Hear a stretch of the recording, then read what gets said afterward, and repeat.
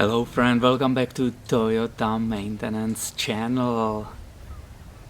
I have here this 2000 Toyota Tacoma Pre-Runner with that V6 3.4 liter engine, and I need to replace leaking valve cover gaskets.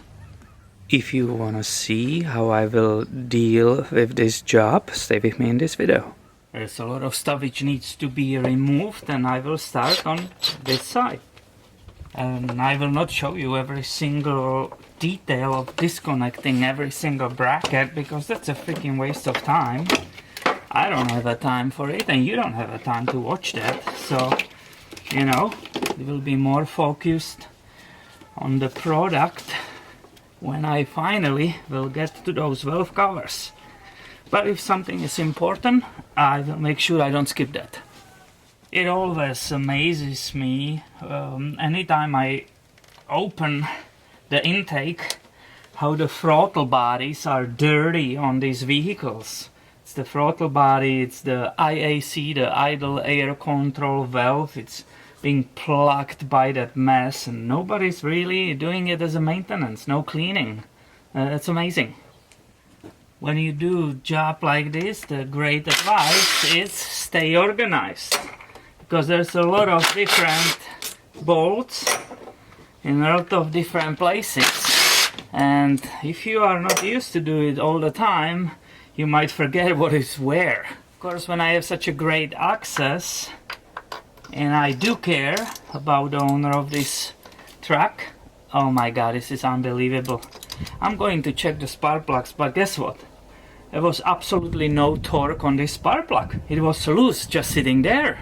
Here you can see two things. First of all, great snap-on spark plug extension. I love this tool. This is just unbelievable. Second of all, you can see the twin tip, the only correct spark plug which belongs in this engine. And there's a lot of carbon on it, so definitely, unless we have a proof in the history these were changed, this could be recommended to change, and now it's easy time to do that. Here is another detail for you, how much these valve covers are leaking. You can look on the bolt in the back, right? Look how it's wrapped in the oil. Actually, when I look down there, I can see the oil slowly flowing on the bolts of the exhaust manifold, and that's why that smell and all that smoke.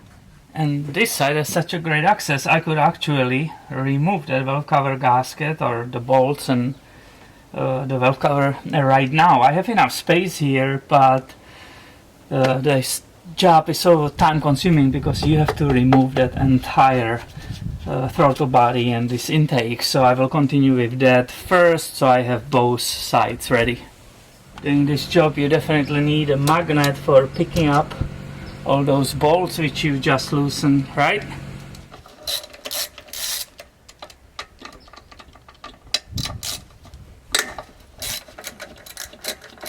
You are going to separate the upper and lower.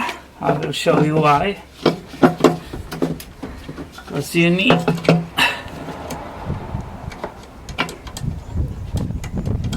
to gain access actually to this bolt which is right here, which holds one of the bolts holding the bottom part. This was the bolt I was talking about. Maybe a little detail or update, right? How it looks when I removed all those parts, and I will continue. Alright, is it really disconnected everywhere? We will find out right now. Oh yeah, it is. Look at when you make it in this stage finally, right? This is awesome. You can see the valve covers are way more free, but what you have to do, immediately plug the intake manifold. If something falls in, I will be screwed. Time to start removing those valve cover bolts and those spacers, washers or whatever. This will be not reused. I have brand new ones, you know, which will be installed, but I'm using these bolts. There's nothing wrong with them. Now those washers and bolts are gone, everything is ready, but of course the valve cover, it's kind of like a glued to the other side, to the bottom, so you have to separate it. But just warning, if you pry on some of the spots, you have to know exactly what to pry on, because otherwise you will damage the mating surfaces and it will be leaking anyway. So there are a few spots where you can use some pry bar or screwdriver to separate both parts. Here is my small pry bar, and I know if I use it right here, I will not damage any mating surfaces, so I can carefully, oh yeah, it popped. Right? And it's outside, so there's no danger of damaging anything. That's awesome. I know everything is loose, all the wire harnesses are loosened as much as possible, so I can carefully lift that valve cover. Alright, you can see the gasket is still being glued. There's no rush here. Delicate and careful move. Alright, here you go. See, this is the failed gasket, but overall it's a pretty good condition. I like it. And once again, here is the view of the camshafts. This area which finally got exposed needs to be cleaned. And here you can see the valve cover with still the remaining gasket, which will be replaced, right? These needs to be replaced. You can see the spark plug tubes. These were the seals I was just talking about, right? They make sure that the oil from here doesn't go in the spark plugs inside there. And in different video we were together talking about so-called half moons, and that some people have no idea that needs to be changed too. I will be not changing them. Here is the one, that's a one half moon, and here is the other one right here. This is it. So I will be pulling it out, resealing it, and putting it back. There's no need to replace that part. Obviously everything has to be perfectly prepared and clean, so there's substantial amount of time used just perfectly cleaning and preparing certain surfaces for additional gasket maker. Because in the corners, in the sharp corners, there will be a risk of leaks. So we have to add, I will show you in a second, we have to add extra gasket maker. To remove the half moon, I will very carefully, around here, very carefully grab it. I'm paying attention what I'm grabbing, that I don't scratch any surfaces, and I will pull it out. It's not very hard to get it out. You see, this is the half moon. It needs to be clean, resealed, and put back in the engine. Here is for you the detail of the half moon. Obviously the outside side, the engine side, right, as the remaining of oil. I will use this Ultra Black from Permatex because this one, this gasket maker, has a maximum oil resistance. It's really important that it's heavy duty oil application. When I have both surfaces perfectly clean and prepared, I will apply thin layer of this gasket maker. I don't want to put too much of that because then it squeezes all over out and also inside of the engine, so you have to give to it just right amount. Now what we've got here, this is the old hardened gasket, so obviously that's a garbage, right? I have to remove these 3 spark plug tubes seals, right? These are sometimes challenging, but I will show you how to do it. And obviously I need to clean all this mess, right? I want to put it back and nice and clean. Here is a good example how difficult sometimes it's to remove these. Look, that was a nice rubbery in the past, but right now it's hard like a plastic, And when you start carefully, you have to be extremely careful pushing them out, right? They start breaking into pieces. And obviously, again, you can pry against some surfaces, but not right here, because you will scratch the mating surface and it will be not sealing. So this is challenging, and you have to be careful again. And after a while you are able to get it out. I use this small pry bar and this tool, which I start with, to getting it underneath it and very, very slowly go around and prying in that area where it doesn't matter, right? So it's doable. I know some people got so upset they couldn't get it out, they left it there, but no, you have to remove it always. Now I nicely cleaned that valve cover, so I'm ready to install back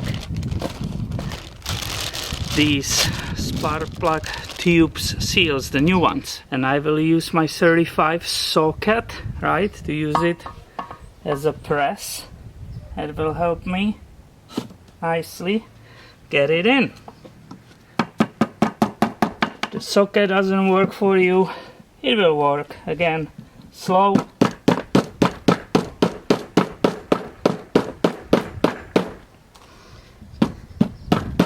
This side. Believe it or not, it's perfectly in. The good news is it's way faster to get them in than out. It took approximately 3 of them, like 35 seconds. And I have cleaned this groove all around multiple times. I went around, so I'm ready for the new gasket, right? So it's 2 of them, obviously, so you select the right one from your package, from your parts, and carefully, nicely install it in this valve cover. Now we mentioned that it's sharp corners right here. I places for potential leaks of the oil, right?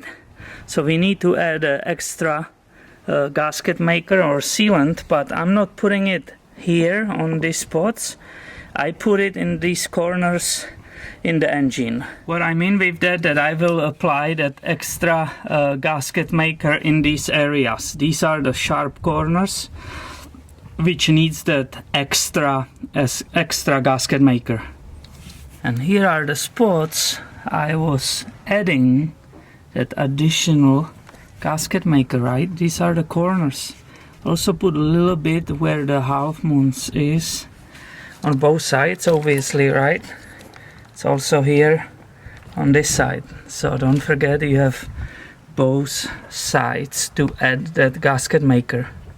I'm ready to install the valve cover, and it's very easy to put it on, because when you are looking for where is the right spot, these spark plug tubes actually perfectly center the whole thing, so it fits there really nicely. So that was easy.